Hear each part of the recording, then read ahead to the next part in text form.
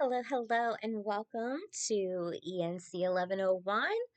I am Professor Catherine Young, and I am here to help you this term on all things composition. So this little quick welcome video, it's just basically kind of goes over um, the essays that we'll do for the term. So what we're going to do is four essays throughout the term. The first one will be a personal narrative. Usually I have students write about hobbies, like their favorite hobby, but this time I think about mixing it up a little bit, to where it could be something that might also be kind of beneficial for you. If you could, what would you tell your younger self? That's it could be anything. It could be anything at all that you wish that you could tell your younger self. If you had 5 minutes with your younger self, what would you say? um, I think it's kind of interesting, and I'm actually working on completing it myself, so I think it'll be really cool. um, our second essay will be a compare contrast.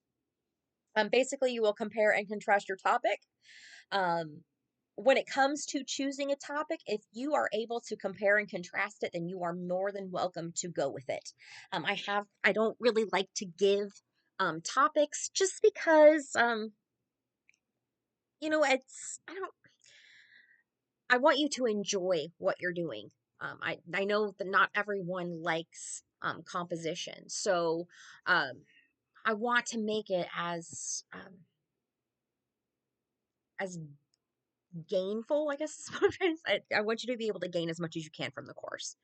So by being able to pick your own topic um, for any of the essays, it kind of gives you this ability to kind of also discover things about yourself, especially when it comes to when we get to, say, the third essay, um, the biography. When you start researching, it makes it kind of let allow or things start to fall into play, if that makes sense. So with the third essay, it's just a biography. So while I know it starts off with celebrity, honestly, if you can research your person, you can write a biography about him. Or I've even had students write biographies about comic book characters, because there is a plethora of information from fan sites about these, um, or with these different games or movies or cartoons. So if you even want to pick a character, you are more than welcome to. When it comes to that essay, because I say pick someone that you can research, the essay does require two sources. So and with those sources, they are either popular or scholarly. I do not have stipulations on either one. um, it's more or less utilizing the best piece of information that you can find to best support your position.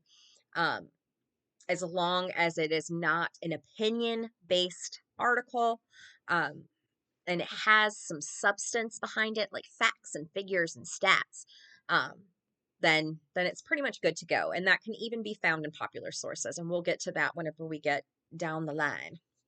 And then finally, the last essay is the argumentative essay. You're basically just arguing your stance about a topic, whether you're for or against it. Again, you get to select your topic on this one. Um, and while it may not be every student's favorite, um, I hope that I hope that we can kind of come up with an idea that is very interesting for you. Let's see here. So all essays. No, I didn't like that. I didn't say that. I want to get rid of that one. All essays are not required an outline. So essay 1 will not require a rough draft. Essay 2 and 3 will require a rough draft.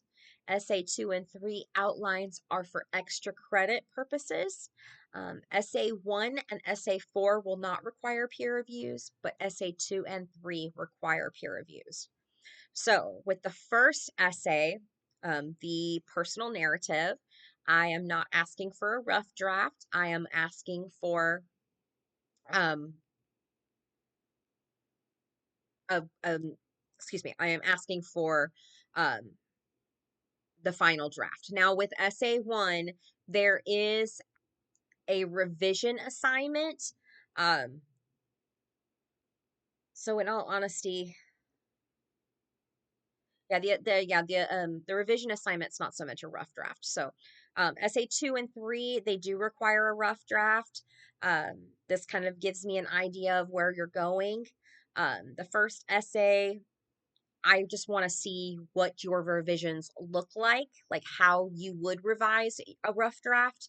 Um, but as far as requiring a full draft, no. Essay two and three do require the rough draft that way I can go through, provide you feedback, and also for peer reviews. Essay two and three outlines are extra credit, meaning you do not have to do them, but they are extra credit 5 points. Essay one and four will not require peer reviews. So your personal narrative is all for you, and your argumentative essay is all for you as well. Um, I do ask to receive rough drafts. That way I can give feedback on them. Essay one, again, is just your revision assignment.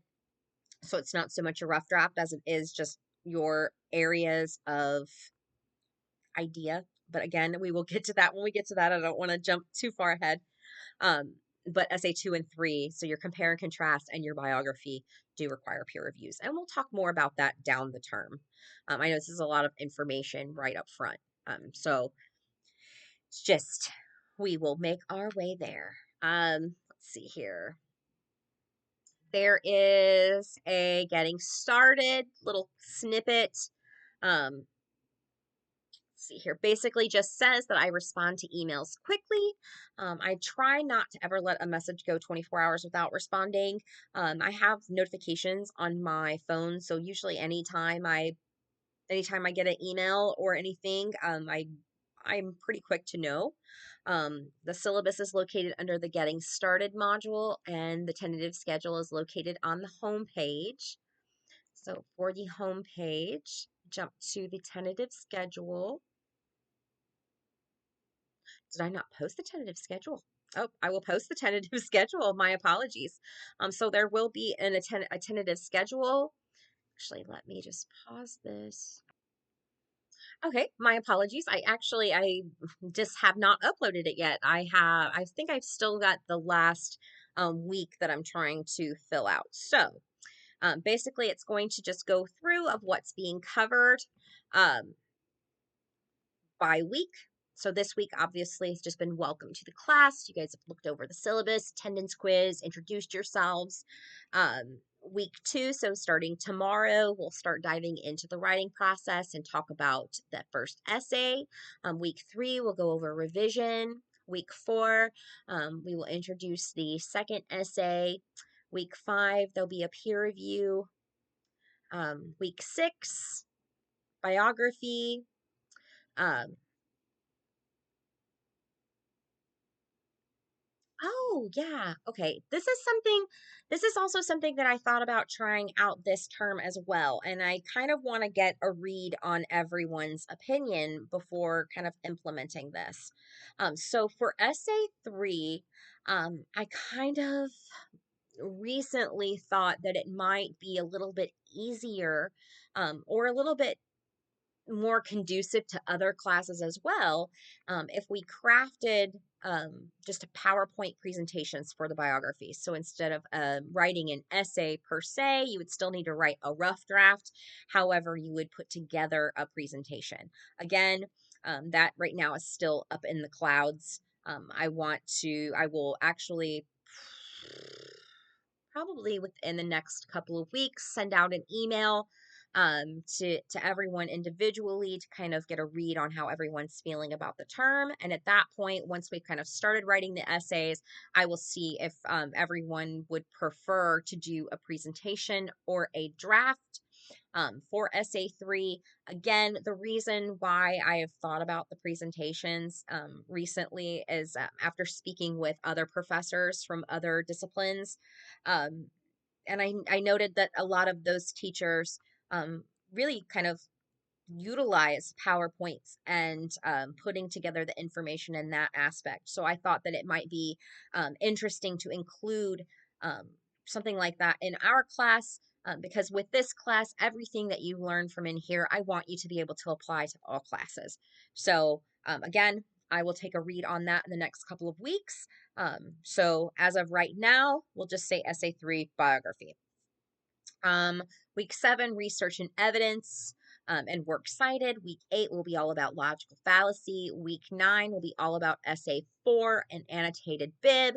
And then currently, I only have due dates listed. Usually, the last couple of weeks of class are primarily dedicated simply to you writing both the annotated bib and the argumentative paper. So that may be left blank. As of right now, it is still tentative, but I will go on ahead and post this as is on Canvas. That way you have what I have so far. Um, let's see here. Because it's tentative, if we ever need to change it at any given time, we can. I like to have that freedom. And 9 times out of 10 students really like that freedom too, just in case if students decide that they need a little bit more time on one thing in specific, then we will buckle down on that one aspect and before we move on to the next. The summer syllabus that is located on the home page as well with the modules. Basically, all my information's here. This Zoom link, this is for any time during the term. If you need to meet with me, you just let me know. Currently, my in-person office hours are pending. If you need to meet me in my office, just let me know. We'll make it happen. If not, if you like Zoom links, meetings, then we can totally meet that way. Again, email me. I typically respond to emails within 24 hours, usually a lot quicker than that, simply because of the notifications. And then it kind of goes into the course description and kind of what state and school position as the learning outcomes. Course materials is the Norton Field Guide to Writing with Readings and Handbook 6th edition. This is this is not required. It is optional. Everything we cover will be hosted on the PowerPoints.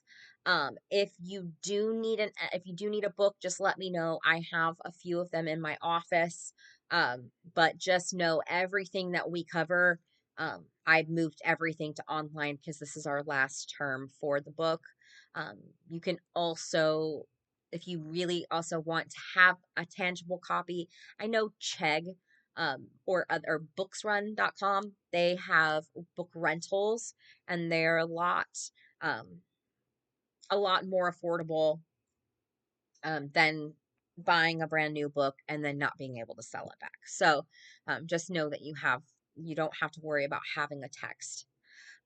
Student expectations and resources. These are all just links that will take you to what the school has for you as far as the policies, academic integrity, accommodations. If you need an accommodation, please don't hesitate to reach out. Attendance, tutoring